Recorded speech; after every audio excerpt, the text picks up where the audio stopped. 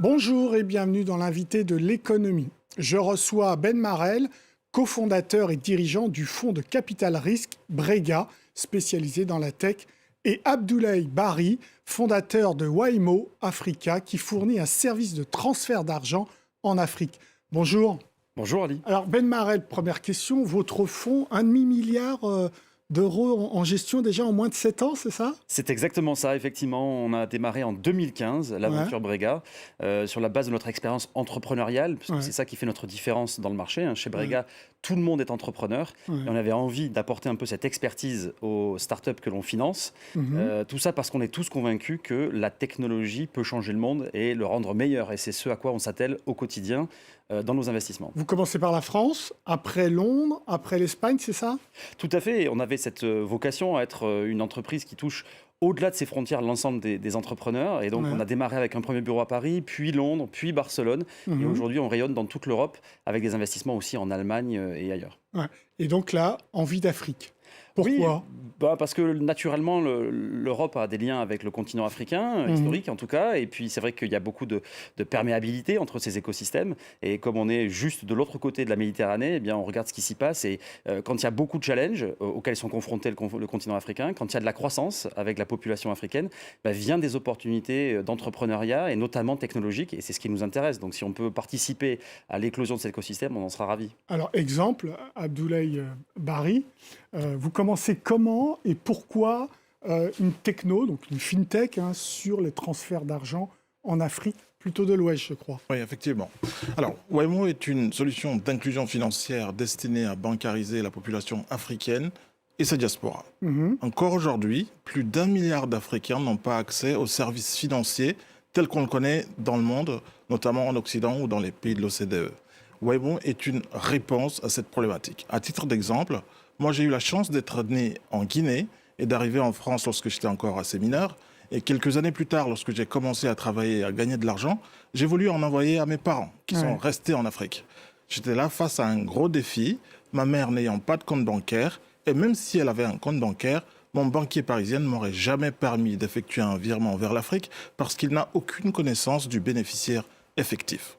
Aujourd'hui, grâce à Waymo, par ma carte bancaire ou par un virement depuis mon compte, je peux envoyer de l'argent instantanément à ma mère qui le reçoit directement sur son téléphone. Ah oui, donc mobile. ça joue à la fois du nord vers le sud et aussi sud-sud. Exactement, c'est exactement ça. Bon, il y avait des boîtes quand même à l'époque, les Effectivement, Western, tout ça. Effectivement, il y a des boîtes qui font du transfert d'argent, mais j'aime rappeler que Waymo n'est pas une solution de transfert d'argent. Nous sommes une solution d'inclusion financière qui va bien au-delà. Je vais vous donner un deuxième exemple. Si pour un Français ou un Européen de manière générale, il est assez naturel de recevoir son salaire sur un compte bancaire, de payer sa facture d'électricité par prélèvement ou encore de régler ses dépenses du quotidien sans avoir besoin de cash, eh bien pour un Africain sur 10, cette réalité n'est simplement pas possible. Waymo est donc une réponse à cette problématique d'inclusion financière au niveau du continent également. Ben Marel, comment vous rencontrez Waymo et Abdoulaye Bari? C'est la force du réseau et de nos connexions dans l'écosystème entrepreneurial. Donc, je crois que c'est un des business angels, donc un des premiers investisseurs du tout début chez Waymo qui m'a appelé un jour et qui m'a dit « Ben, vraiment, tu devrais regarder ce qu'ils font parce que c'est assez incroyable. » Alors oui, il y a les Western Union de ce monde, mais qui sont uniquement du transfert et sur des modèles très traditionnels. Là, la technologie, on le voit bien, nous permet d'aller un cran plus loin et de permettre cette inclusion financière qui est clé pour que les écosystèmes économiques locaux se développent. Donc vous avez mis quel ticket sur Waymo? Alors, c'est pas public, donc je pourrais pas en dire beaucoup, mais en tout cas, on est dans l'ordre de grandeur de plusieurs millions d'euros. Donc quand même, ça permet à la société de se développer, on l'espère, avec beaucoup de réussite dans les mois qui viennent. Vous aviez besoin de cet argent, Abdoulaye Bari? Alors, pour rappeler le contexte, pour bancariser plus d'1 milliard de personnes, en Afrique notamment, cela nécessite des moyens financiers, mais aussi un accompagnement opérationnel et stratégique. Ce qui nous a séduit chez Brega, au-delà de leur capacité à investir plusieurs millions d'euros dans notre entreprise, c'est leur démarche unique d'accompagnement opérationnel et stratégique. En tant qu'entrepreneur, être entouré par d'anciens entrepreneurs de chez Brega, par exemple, ce qui est particulier dans leur fonds, c'est que quasiment tout leur staff aujourd'hui est formé d'anciens entrepreneurs. Ouais. Donc moi, en tant qu'entrepreneur, être entouré de personnes qui ont déjà monté des boîtes à dimension internationale et qui ont réussi à les développer, ça a une valeur inestimable pour moi. À côté de cela, j'ai eu l'opportunité de rencontrer la Scaling Team de Brega, constituée d'experts métiers qui accompagnent de manière opérationnelle mes équipes sur des problématiques Donc, RH. ce n'est pas qu'une question d'argent pour Pas vous. du tout, pas du tout. Sur des questions RH, sur des questions de marketing, sur des questions d'acquisition. Pourquoi ? Parce qu'in fine, l'argent qu'on nous donne est un moyen d'acquérir ces compétences. Et donc, pouvoir être accompagné également, en plus de ces fonds financiers, sur des questions opérationnelles et stratégiques, fut un élément qui nous a permis de choisir Brega en tant que partenaire. C'est plusieurs millions. Comment ça se caractérise ? Vous achetez des actions de Waymo ou pas ? Oui, c'est exactement ça. C'est ça. Le fondamental, il est très simple. C'est on devient actionnaire de Waymo, on achète des actions. Ça n'est pas du prêt, donc il n'y a pas de garantie, il n'y a pas de taux d'intérêt. On peut tout gagner à la hausse, mais on peut aussi tout perdre à la baisse. Et donc voilà, c'est comme ça que les modèles d'investissement en capital risque sont construits. Et c'est pour ça aussi que pour annuler finalement les pertes éventuelles sur certaines des sociétés qui n'arriveront pas à se développer. Et ça, c'est le jeu, parce que les marchés sont ce qu'ils sont. Et si tout le monde pouvait décrire le futur, on serait tous riches. Il faut que celles qui réussissent soient de taille exceptionnelle. Et c'est ce qui est particulièrement intéressant chez Waymo. C'est comme Barry l'a dit, il y a 1 milliard d'Africains à bancariser aujourd'hui, bientôt 2 en 2050. Donc on voit bien l'intérêt d'une telle solution et donc le potentiel en termes de taille. Et c'est ce qui permet de mettre ça en relation avec notre modèle économique. Est-ce qu'on investit de la même façon en France, à Barcelone, à Londres, qu'en Afrique pour vous ? Votre démarche, est-ce que c'est la même ? Réponse de Normand, j'allais dire oui et non. Oui, parce qu'il y a des grands codes de la tech, il y a des grands codes fondamentaux dans le développement d'entreprise qu'on retrouve, et notamment les personnes.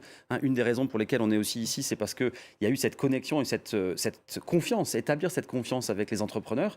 Il y a aussi des codes propres à la technologie que l'on retrouve, les plateformes, les méthodologies. En revanche, oui, les marchés sont différents. Donc évidemment, on ne regarde pas les choses exactement de la même façon. Est-ce que la sécurité de vos investissements est aussi bien garantie en Afrique qu'en Europe ? Oui, bien sûr. Aujourd'hui, tous les investissements qu'on réalise en dehors de l'Europe, et pour l'instant, on n'en a fait que quelques-uns en Afrique, mais là, dans ce cas précis, c'est au travers d'une société de tête qui, elle, est basée dans un pays européen et ou aux États-Unis. Et donc, à chaque fois, il y a cette forme de paravent, j'allais dire, avec derrière des règles de gestion et de gouvernance, de sorte que les fonds soient transités vers les différents pays d'activité africains avec une certaine cadence et une certaine règle à mettre en place. Donc oui, tout ça est bien organisé. Abdoulaye Barry, quels engagements vous avez pris vis-à-vis de Brega sur les 3, 4, 5 prochaines années ? Il l'a dit, Ben, c'est d'abord une question de confiance. Et donc, notre stratégie est assez simple. Jusqu'aujourd'hui, nous avons réussi à séduire près d'1 million de clients en Guinée. Et avec l'accompagnement financier et stratégique de Brega, nous nous apprêtons à lancer nos services dans d'autres pays en Afrique de l'Ouest et en Europe. Par exemple, le Sénégal. Le prochain, Sénégal. Par exemple, le Sénégal, mais bien d'autres pays. Mais également sortir des frontières françaises pour offrir nos services à la diaspora africaine présente dans les autres pays d'Europe. L'engagement en termes de chiffre d'affaires, c'est quoi vis-à-vis de Brega ? On n'a pas d'engagement nécessaire en termes de chiffre d'affaires. Ce qu'il est important de savoir, c'est que nous voulons impacter de manière positive la vie de gens. Bien entendu, en faisant très bien notre travail, nous n'avons aucun doute sur les retombées économiques que cela peut avoir. Ben Marel, vous offrez combien de temps justement pour juger si votre investissement valait le coup ? Oh, ça, c'est une question qui vaut beaucoup d'argent. Parce qu'en fait, le temps dans le développement d'entreprise, il est toujours difficile à mesurer ou à apprécier, en tout cas, initialement. Dans le cas d'une start-up, en général, on compte toujours entre 5 et 8 ans, idéalement. Donc, on se donne le temps quand même de construire sur des bases solides. Comme ça a été répété, nous, on a la chance d'être des entrepreneurs nous-mêmes. Donc, on sait aussi que ça n'est jamais un long fleuve tranquille. On a aussi cette particularité d'apporter du soutien opérationnel et d'aider les entreprises à se développer. Donc, ce qui compte initialement, c'est les équipes en place, leur ambition, donc s'atteler à des sujets qui sont des sujets de poids et qui résolvent des vrais challenges. Et après, quand on crée des belles entreprises, de toute façon, il y a des opportunités qui naissent. Et si elles naissent pour les entrepreneurs, elles naissent aussi pour les investisseurs. Et c'est comme ça qu'on clôt ou qu'on conclut les parcours communs. Abdoulaye Barry, est-ce que vous auriez pu trouver l'équivalent de Brega en Afrique par des Africains ? Question difficile. Alors, il faut rappeler c'est un marché où il n'y a pas de marché. Bien entendu. des fonds d'investissement à l'image de Brega, qui est un fonds à la fois qui connaît les réalités européennes, parce que je rappelle que je suis basé en France depuis plus de 20 ans, et qui a une ambition internationale, notamment en lien avec l'Afrique pour notre cas. Je ne dirais pas que c'est impossible, mais c'est rare. En Afrique. En Afrique, il existe quelques fonds qui commencent à émerger au stade de maturité auquel nous sommes aujourd'hui, et vu les besoins que nous avons d'être à la fois sur les deux continents et probablement aux États-Unis, des fonds comme Brega, peut-être qu'il y en a, j'en ai rencontré peut-être un ou deux. Parce que vous êtes aussi investisseur, vous, hein? Alors, est-ce que je suis investisseur? Pas encore, je suis entrepreneur. Ouais. Voilà. Mais vous avez envie d'investir dans des startups en Afrique aussi? Bien entendu, donc cela se fera sans doute grâce à notre plateforme. Je vais donner un chiffre, je vais vous rappeler un chiffre. Aujourd'hui, la diaspora africaine envoie 150 milliards d'euros par an sur le continent.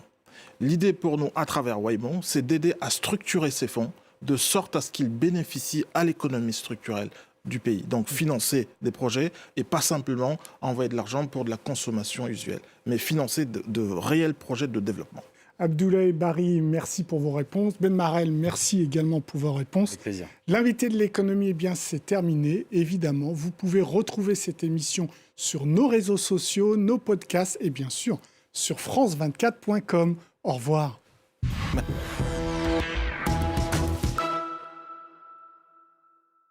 Du tout, c'est l'horreur. Quels indices pour repérer une photo générée par intelligence artificielle? Comment retrouver le contexte d'origine d'une image? Comment distinguer le jeu vidéo de la réalité? Peut-on repérer les deepfakes? Aujourd'hui, c'est primordial de vous poser les bonnes questions pour déceler le vrai du faux. Info ou Intox vous transmet toutes les techniques utiles pour identifier facilement les incohérences dans les images.